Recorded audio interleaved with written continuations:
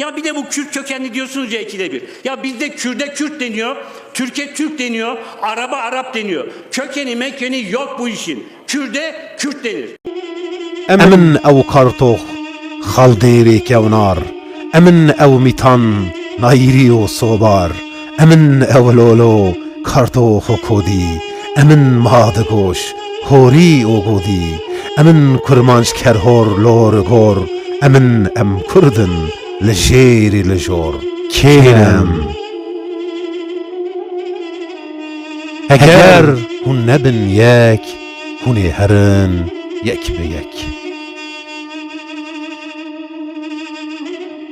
Jibona herkes yarek heye, emin valat yare.